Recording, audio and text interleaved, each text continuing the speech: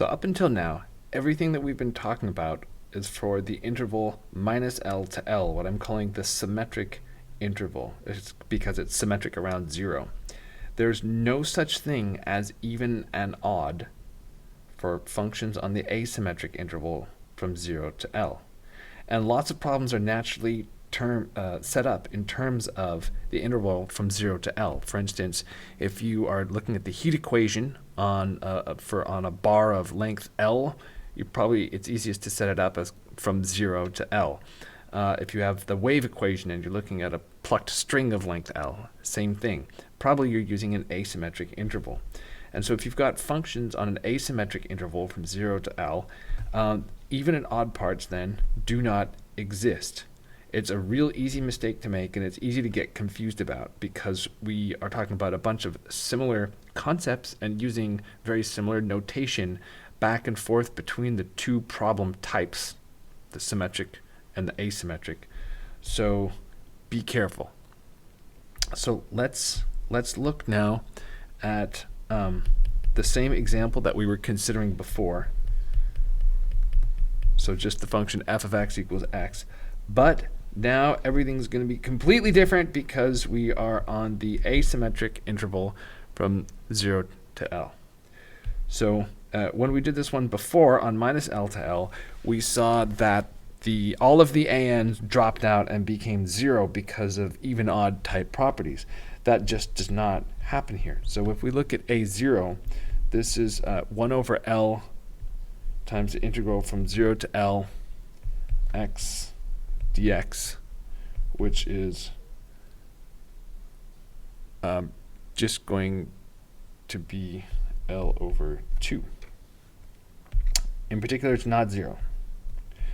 And for the general ANs, the normalizing factor is going to be 2 over L. And we're looking at the integral from 0 to L because we're on the asymmetric domain 0 to L. X cosine n pi x over L dx. And this works out to be 2L over n squared pi squared times cosine n pi minus 1. All right. And when we look at the Bn terms, Bn's are 2 over L 0 to L x sine n pi x over L dx. And these work out to be 2L over n pi minus cosine n pi. All right, so now we don't throw all of this junk into one series in the asymmetric case. In the asymmetric case, we have two things going on. On the one hand, we have the Fourier cosine series for f, and that's going to be all of the an terms.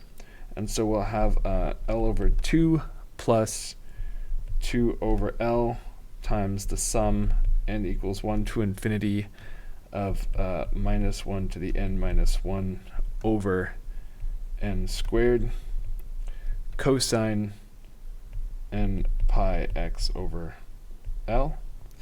And we have the Fourier sine series for f. And this is n equals 1 to infinity. And now I have leading coefficient of 2 minus 1 to the n plus 1 over n sine n pi x over L.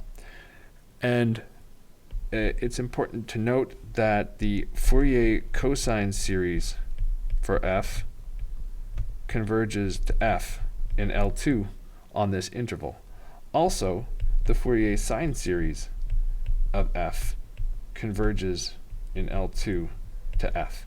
So you don't add them together because then you would get something that's converging to 2f. You just pick one. Okay, so now let's take a look at these two series, the Fourier cosine series and the Fourier sine series. Now, which of these would you expect has better convergence properties? Well, the thing to notice is that the amplitude of the things you're adding here is decaying much faster because there's an n squared. Over here, it's just an n.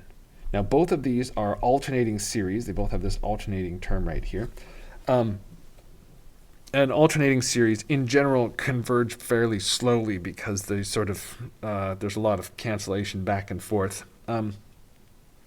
But the magnitude here is decaying much more quickly than the magnitude here. So we expect something nice to be going on with the convergence.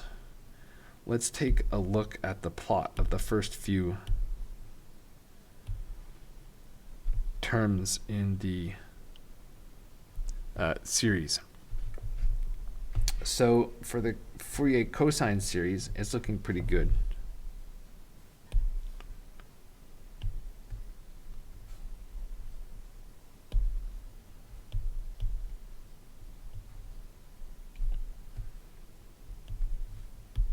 For the Fourier sine series, it's looking a lot less good. It looks like there's still that same kind of Gibbs hop happening down at the end of the interval there that we saw for the full Fourier series on minus L to L when we looked at the end of the interval.